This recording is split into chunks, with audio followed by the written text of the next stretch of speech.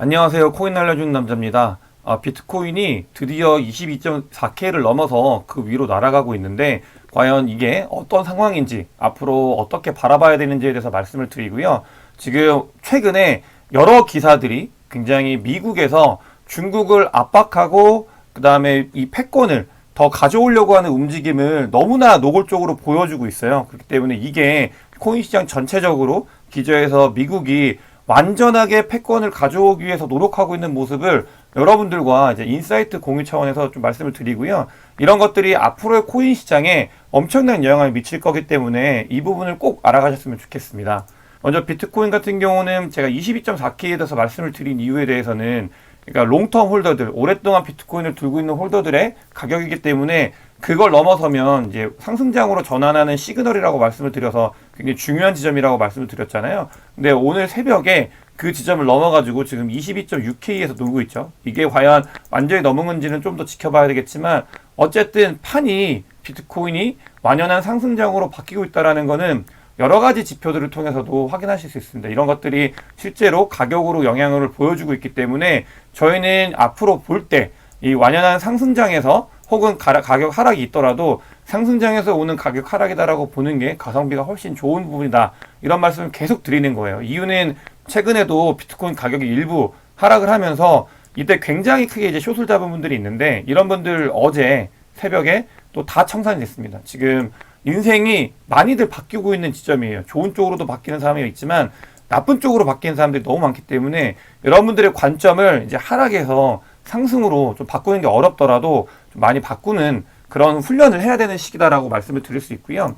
제가 추천드렸던 오피코인 같은 경우도 0.9불에서 이미 2불을 넘어섰는데 저는 어찌됐든 1년 동안 모아가서 다음번 불장에 이 오피코인을 제가 인생을 퀀텀 점프할 수 있게 이제 매도하는 그런 코인으로서 작용을 할 거기 때문에 제가 가지고 와봤습니다.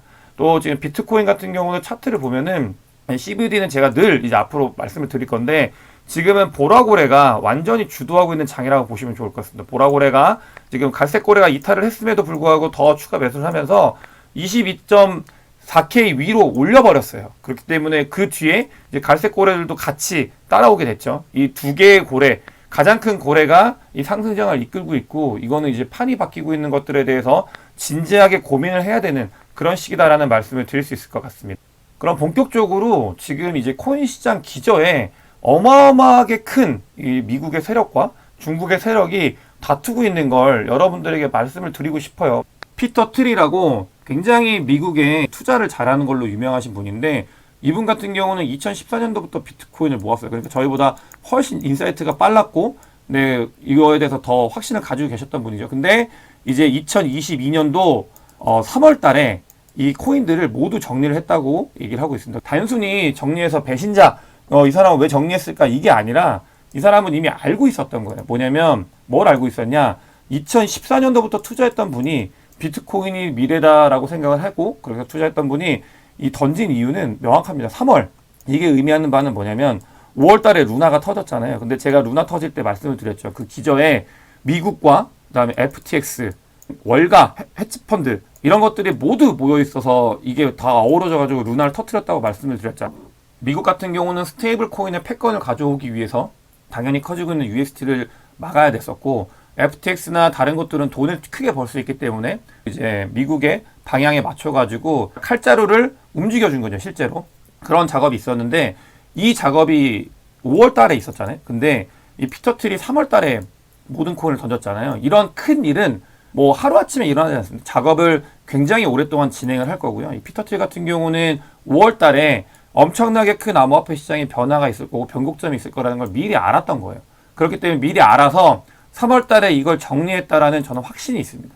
이게 이제 월가나 아까 말씀드린 헤지펀드들 그런 그 미국이 뒤에서 이 작업을 했기 때문에 이걸 근처에 있는 사람들은 이미 알고 있었던 거예요. 그렇기 때문에 이게 단순히 이제 피터 트리 이걸 정리했다라는 걸 바라보실 게 아니라 이게 오랫동안 이미 월가나 미국에서는 크립토 패권을 가져오기 위해서 작업을 진행을 했고 그걸 알고 있던 사람들은 잠깐 피해 있는 거구나 이렇게 봐주시는 게 가장 옳은 뷰입니다. 이거는 뭐 음모론이다 뭐 이렇게 말씀하시는 분도 있을 수 있는데 저는 확신을 가지고 말씀을 드리는 거예요. 그래서 이런 것들에 대해서 좀 더 구체적으로 말씀을 드리면 지금 며칠 전에 제가 미국 재무부와 법무부 동시에 그러니까 미국에서 암호화폐 시장 관련돼 있는 국제적인 공조, 그 다음에 문제가 있는 것들을 가만히 두지 않겠다, 이런 선언을 했거든요. 이게 그 선언이 이게 무슨 선언이냐 하면서 사람들이 물음표를 띄웠었어요. 이거 뭐 엄청 큰일 같은데? 근데 알고 봤더니 바로 그 다음에 어떤 거였냐면은 제재 대상이었던 그 제재가 누구한테 하냐가 되게 중요했었는데, 그게 러시아에 정말 처음 들어보는 무슨 비츠라토라는 거래소에 대해서 제재를 하겠다라고 생뚱맞게 해서 사람들이 물음표를 또 띄웠어요. 이게 뭐지? 왜 이걸 가지고 이렇게 하지? 이게 별로 큰일이 아닌 것 같은데 라고 하면서 넘어가는 듯 했어요. 근데 그 다음 날 어떤 이야기가 있었냐면, 미국 재무부에서 이 비츠라토는 그냥 지나가는 거예요, 여러분. 그냥 지나가는 거였고, 실질적으로는 바이낸스를 공격하기 위해서, 이 바이낸스가 공격하기 위해서 이런 그 미국 법무부와 재무부가 공동 성명을 발표한 거죠. 이게 어떻게 공격을 하냐? 이 비츠라토가 이제 그 자금 세탁에 가장 큰 이슈가 됐다고 해가지고 제재를 하려고 그랬거든요. 그 자금 세탁을 했기 때문에 비츠라토를 제재할 거다라고 했는데, 그 자금 세탁을 하는 비츠라토의 BTC 최대 송금처가 어디다? 바이낸스다. 그렇기 때문에 바이낸스는 자금 세탁 관련되어 있는 문제가 있는 곳에서 가장 많은 BTC를 보낸 곳이기 때문에 역시 문제가 있다, 이 논리로 접근을 하고 있습니다. 미국 법무부와 재무부가. 근데 이걸 제하더라도 바이낸스는 SEC에서 이미 기소까지는 아니지만 지금 자금 세탁 관련돼서 문제가 있다고 조사를 받고, 그 다음에 그게 이제 기사로 나고, 이런 것들이 분명히 있었어요. 근데 SEC뿐만이 아니고 재무부, 법무부에서 나서가지고 이 사정기관들이 바이낸스를 정조준하고 있는 상태입니다. 이런 기사가 나왔고요. 이거는 뭐냐면 미국에서 크립토 패권을 두 가지로 바라보고 있는데, 지금 현재로는 크립토 패권의 두 가지인데요. 첫 번째는 스테이블 코인입니다. 그래서 스테이블 코인의 패권을 가져오기 위해서 제가 스테이블 코인 전쟁이라고 말씀을 드렸었잖아요. 스테이블 코인의 패권을 가지고 오기 위해서 USD를 공격했고, USDT를 계속 공격하고 있고, 그런 모습을 보여주고 있고요. 두 번째로는 거래소입니다. 이 패권 전쟁, 크립토 패권 전쟁의 지금 가장 큰 핵심의 두 개의 축, 하나는 스테이블 코인이고 하나는 거래소인데, 이 두 개의 대리전을 모두 미국에서는 자기들 손아귀로 가지고 오기 위해서 작업을 하고 있다. 그 대상이 이미 USD는 날라갔고, USDT도 날릴 거의 준비가 다 되어 있고, 그 다음에 거래소 같은 경우는 바이낸스를 계속 압박을 하고 있다. 바이낸스는 짱펑자오가 뭐 캐나다인이긴 하지만 실질적으로 중국계 이 자금이나 중국계 이제 크립토인들, 그 다음에 크립토에 관련되어 있는 혹은 기관들, 굉장히 친밀한 관계이기 때문에 이러면서 계속 중국을 공격하는 대리전을 가지고 있는 거예요. 여러분들께서 잘 아셔야 되는 게, 미국은 이 크립토에 대해서 이미 계산이 끝났어요. 이미 계산이 끝났고 앞으로 어마어마한 상승이 있을 거고, 지금은 그 시작이 굉장히 미비하고 가지고 있는 경제 규모나 단위가 작더라도 그 규모가 커질 거라는 계산이 끝났기 때문에 이 패권을 모두 가져오고요. 그 다음에 제가 말씀드렸던 미국 기관들이 들어오게 하기 위해서 규제를 탄탄하게 해줄 거다.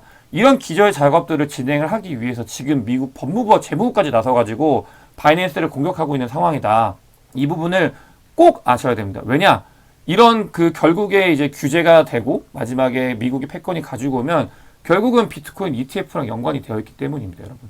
그래서 여러분들께서는 코인 시장 기저에 이런 작업들이 진행이 되고 있다라는 거를 아셔야 되고, 제가 이게 단순히 음모론이 아니라 지금 복수의 이제 그 기관들, 미국이나 영국의 기관들이 바이낸스가 FTX 파산과 관련이 있냐고 계속 물어본대요. 이게 뭐냐면은 FTX는 미국 거래소의 대표 주자였거든요. 뭐 코인베이스에 있었지만 FTX는 미국 그 정계에서 키운 거래소이기 때문에, 그렇기 때문에 이게 문의를 계속하면서 바이낸스 탓이라고 하면 또 공격할 빌미를 찾는 거죠, 여러분.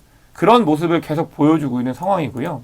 또 정말 황당한 게, 이런 것들이 이루어지면서 동시에 어떤 기사가 났냐면 FTX가 지금 파산을 했어요. 챕터 11 파산을 했는데, 이거 같은 경우는 이제 점점점 이제 소비자를 보호하면서 이제 계속 회생하기 위해서 노력을 하는 그런 챕터 11 파산인데, 이게 이렇게 바로 되살릴 수는 없거든요. 근데 FTX 거래소가 이제 되살릴 TF를 구성을 하고, 이게 지금 FTX에서만 얘기 나오는 게 아니라 미국 정가에서도 얘기가 나오고 있습니다. FTX를 되살릴 수 있다. 생각보다 지금 FTX가 내부적으로 괜찮은 상태다. 이게 말이 안 되죠, 사실. 지금 뭐 몇십 조를 해먹고, 그러니까 소비자들의 돈을 막 엄청나게 날리고 코인 시장 전체에 미치는 악영향들이 있었는데, 미국에서는 하지만 그럼에도 불구하고 살려줄 수 있다. 이게 만약에 한국인이었으면 가능했을까요? 이게 만약에 중국계였으면 가능했을까요? 여러분? 절대 가능하지 않습니다, 이건. 그렇기 때문에 이 바이낸스를 공격하고 있고, 그 다음에 재무부와 법무부까지 나서고 있고, 이런 상황에서 갑자기 FTX의 거래소를 되살릴 수 있다. 이런 기사가 나오는 거는 그 안에서, 이 코인 시장 안에서 미국과 중국이 지금 전쟁을 하고 있는데, 미국이 어마어마한 공격을 하고 있는 중이다. 이렇게 봐주셔야 됩니다. 이게 단순히 그냥 거래소를 살리는 게 왜 정가에서 나오는 게 의미가 있냐면, FTX는 다른 어떤 코인 관련되어 있는 그 기업이나 기관들보다도 미국 그 워싱턴하고 굉장히 친밀했습니다. 친밀하다는 게 뭐냐면 로비를 많이 했어요.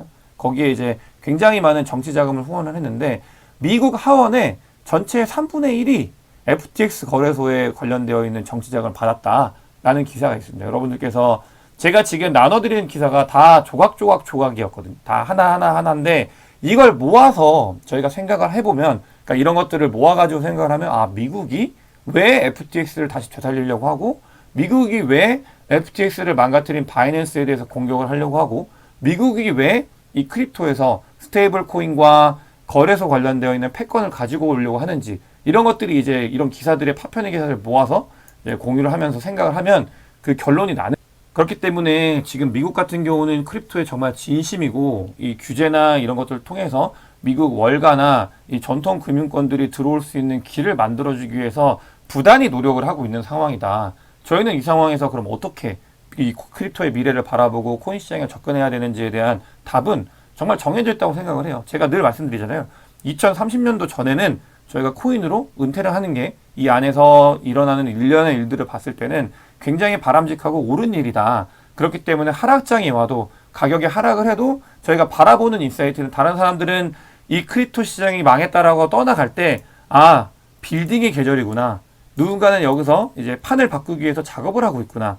이거 제가 계속 말씀을 드리잖아요. 여러분들께서도 이 부분을 읽지 말고 꼭 기억을 하셔야 돼요. 저와 함께.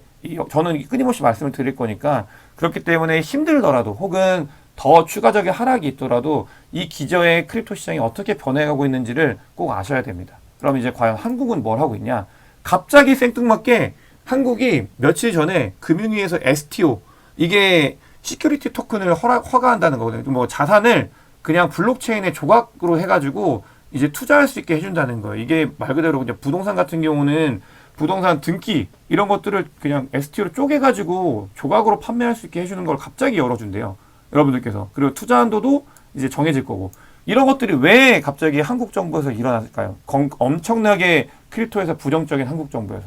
이미 한국 정부도 미국과 중국에서 크립토 관련되어 있는 것들이 발전하고 있고, 이 규제들이 크립토를 양성하기 위한 규제라는 거는 이미 알고 있어요. 하지만 금융이나 한국 같은 경우는 일본의 이 규제의 법이 마련이 돼야 한국이 법을 마련하거든요. 무조건입니다. 근데 아직 그게 미비되어 있기 때문에 유예가 되고 좀 지켜만 보고 있는데, 한국도 저는 다행이라고 생각하는 게, 그래도 바라보는 뷰가 이제는 여기가 발전 가능성이 크다.